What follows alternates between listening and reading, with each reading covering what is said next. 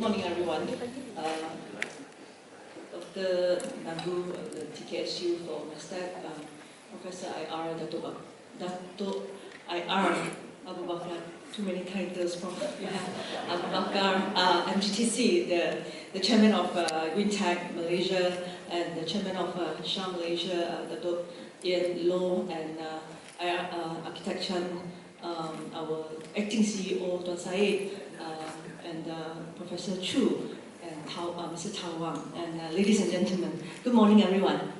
I'm very glad to be here today to really start our first conversations of climate change. A lot of people have a lot of thoughts about climate change.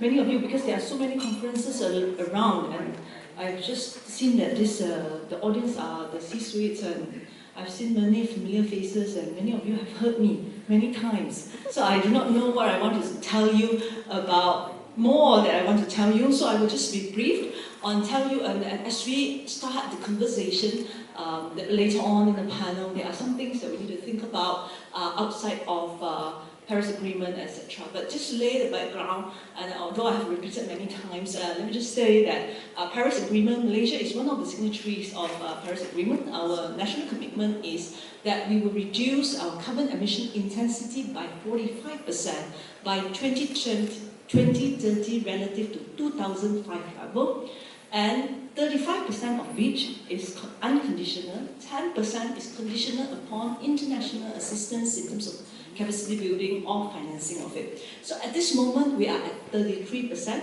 We are very comfortable to reach our Paris Agreement path, so the United Nations came to us and asked us to review our national determined commitment, and we will be reviewing that, and that if there is any change in our national determined commitment, we will announce it in the 2020 United Nations Framework Climate Change Convention in Glasgow, UK.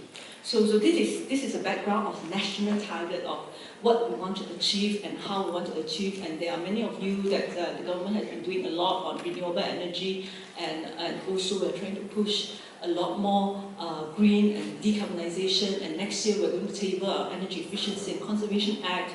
These are all the things to help to decarbonize Malaysia. But at the same time, when we talk about climate change as a developing country, it is very important that we do not think climate change as just carbon reduction. We have to think climate change also in terms of climate resilience. As this Prof just said, that Paris Agreement goal, if everyone knows that this is not to keep the temperature of the global temperature, it's actually to limit the rise in temperature to 1.5 Celsius. That will mean that the temperature is going to rise because the concentration of carbon is a big mass body. The Earth is a big mass body. It takes time to reach equilibrium, and therefore the increase in temperature cannot be done, either cannot be stopped, but can be limited by a very committed and aggressive collective actions by countries all around the world. Malaysia emits 0.6% of the total carbon emission in the entire world. That means no matter how much we reduce, we can't actually do much, as in really impact much. But what we do can inspire what other people do all around the country. The same goes to what other people do can inspire what we do. That is this multiplier, that is this mutual challenging that we hope that we can achieve by doing our part as a global citizen. So that is the background of the country and the level of it. But as we start to think of climate resilience, there is a lot of people start thinking about this as the just melting ice, and then many of us in Malaysia will think after the flash flood, usually we say blame it on climate change. And especially the local governments, they will say it's climate change, but sometimes it's your longkang that is not clear, you know. So for those who do not know Malay, then it's your drain that is not cleared. So when the flash floods happen, it does not necessarily mean that it's a result of climate change. So those are some of the things that, as we start to have conversation, that we understand what is really a climate change. It's not only just about flash flood, and not all flash floods are results of the nature. Sometimes it's of a human being, and most of the time it's from our own planners and etc. I know some of the government people will not like to hear this out, and some of the developers here as well. It's getting more and more difficult to design drainage system or design the city, especially the planners.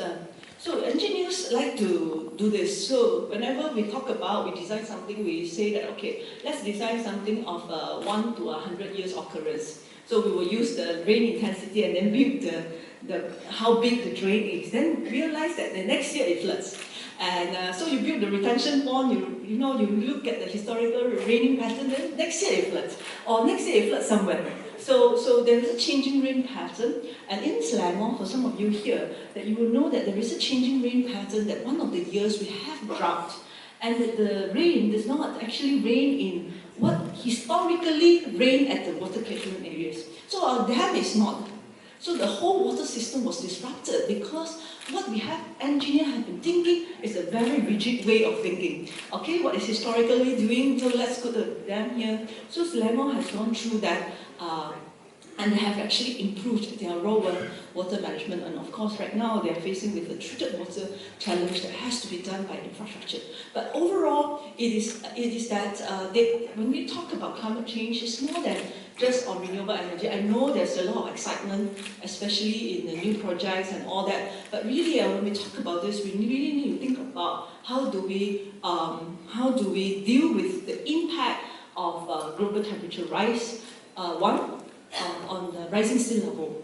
What is our land mass? So in a 1.5 Celsius scenario, how much of a coastal left for Malaysia? How much so what do we do to make sure that we still exist? Our coastline still exists as it is. Second, how frequent will this extreme weather become in Malaysia? And how do we do that? Third, what is the impact to the food chain? And what is the impact to the healthcare system? Because at a different temperature, apparently, I'm not a doctor nor a biologist, apparently the virus and bacteria get active at different temperature range, and therefore there will be time that there will be new disease coming up because the temperature has changed. So these are all the risks that comes with it. This year, World Economic Forum has made this as the top financial risk, climate change as the top of the financial risk for corporates. This is more than cyber attacks, more than data theft, etc. So climate change is something that more than just about saving the world, it's really about saving ourselves as well. So how do we make sure that our country, from the policymaker point of view, or from corporate's point of view, how do you make sure your companies still survive? And another question that we need to ask is, the better questions that we need to ask is, how do we make sure we do not only survive but thrive? From Malaysia perspective, of course, how do we build new industry to deal with new global challenges, for example, waste, or in terms of climate change. For corporate level as well, you have got to decide on what in the services and products that you can produce to help the world to tackle, to mitigate through it, whether it is in the reduction of carbon or in the adaptation of global temperature rise. There is another thing.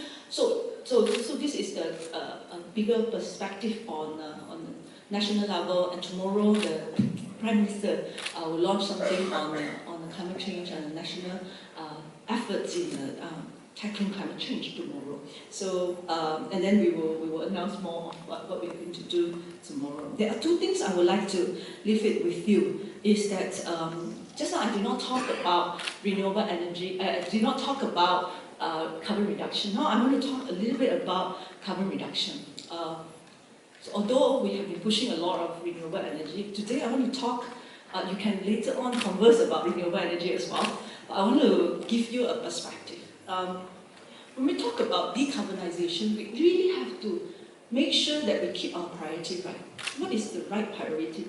Let me just say that I know there are a lot of Shell people are here, maybe Petronas is here as well. When I was a chemical engineer students, we always talk about carbon sequestration, right? So we always talk about technology to capture the carbon underground, and that is still not very cost efficient at this moment, I believe.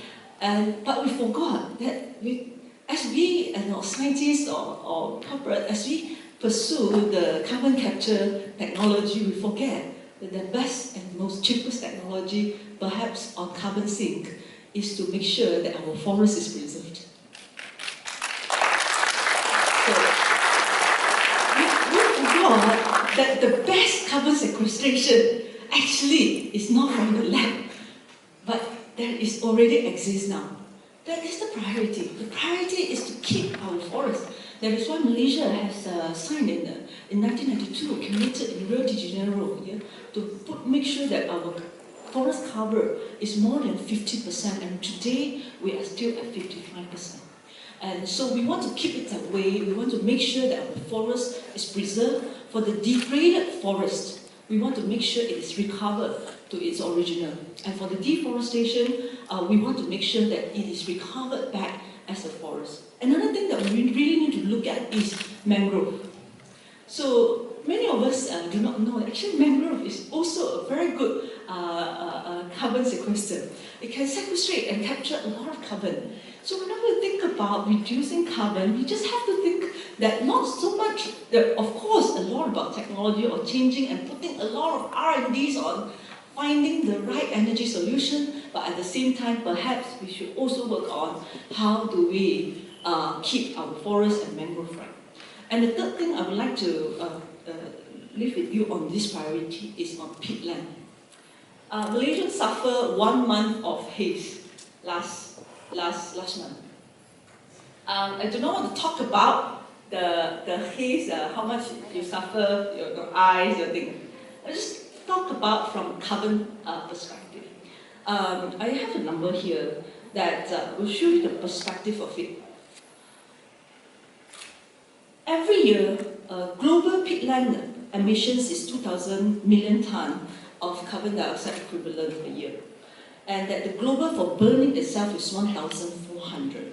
And most of the burning or the carbon or the burning of peatlands happen in Southeast Asia. Because although Southeast Asia only have about 27 out of the 233 million hectares of peatlands in the entire world, unfortunately we are in an equatorial country. So we are hot, and some of the peatlands actually lies in a very colder country that does not, or a very moist country that does not self-ignite. But we are at the place where we have peatland, and there is a temperature. There is a time that we will have temperature increase, and as well as without water. What happened is that, what is the perspective of it? Peatland emission is 3.7% of the total global emission per year. Peatland burning. And yet, what we do as Malaysian or Indonesian specifically, is that every year we complain about haze, but we forgot that the carbon emission results in 3.7% of a global emission. We have done so much on how to change our renewable energy, but we forgot that to put our R&D into how do we put out peat fire. Do you know that at this moment, we have problem, I have to admit that, not that we are all perfect.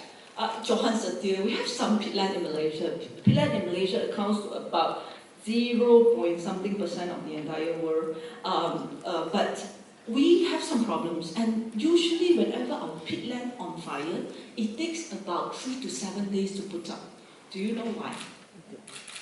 Because the firefighting process is to use water. And usually at this time, water is scarce, right? Because there is no water, only there is peat fire. But we human beings, the Malaysians and the Indonesians, have been using water all the time for the past 20 decades. Using water, but now of course we have amphibious aircraft where you can actually get water from very far away, and then you still use water to put out peat fire. So we have not been able to improve the way we put out peak fire. And that just imagine if we are able to cut half of the time we use to put out peak fire, how much of a carbon that we can reduce of the entire global emission. So the reason I want to throw this to you is this, is that sometimes we have put our priority of our money or resources in R&D wrongly. That is why the government, we have decided to put a 3 million seed fund next year to do an R&D research on peak fire, just specifically on how to put out peak fire without water. We know for so many years that water is the constraint, and yet again and again we repeat the same mistake every year. So we will put out this 3 million seed funds, and then we hope to also get grants from the international to really try to solve this 3.7% of the global emission. I think this is one of the lowest hanging fruits for global emission. And the second thing, of course, I would like to touch on is electrification. But I just want to say that it's a very good news for you, Dr. Fast, the TNB. It looks like so there will be an increased electrification, and increased electrification in sky scenario seems to be the way to go. Therefore, it is very good news to the Naga and very good news to electricity industry. But at the same time, our challenge is really on how do we transform our electricity generation mix to a greener one. So I don't have time to go through that, but we have a national target of reaching 20% of renewable energy in our electricity generation mix by 2025. That is about 6.9 gigawatt from now, 6.9 gigawatt of renewable energy more to go in injecting into our current grid. So we are actually we already have planned, and we are on the. We are following the plan very comfortably on the path that we'll be able to reach that. But at the same time, this is something we would like to still look at is the breakthrough. All of this from now until 2025, we do not take into account carbon storage. It is just a replacement of solar or replacement of renewable energy versus the conventional one. It is not so much of a storage, but as we go on, I think a storage battery storage and those technology must get more mature, and the cost must be more competitive as we move on. But I believe that as we talk about climate change, it's really not talking about that is the end of the world. I believe that collectively, the world can collectively take action to reverse the end or the thing that we think will come to an end. Just think about Montreal Protocol. Montreal Protocol was signed when I was very, very young. Do you still remember on the ozone depletion? Because last time it used to be, aircon used to be using hydrofluorocarbon, the chlorofluorocarbon, chlorofluorocarbon, and then this is a very ozone depleting material, and yet the world come together very quickly to reverse this. So I always believe that as we, scientists innovate to get technology to reverse this. So I always believe that with corporates, with R&D, with innovation will be the answer to the problem and to the challenges we face. So I would like to leave this to all of you to discuss, and I hope that you have a very fruitful conversations on climate change. I wish that we are not only conversing about climate change, we are doing something about it. With that, I'd like to thank you, and I wish you a very good session. Thank you very much.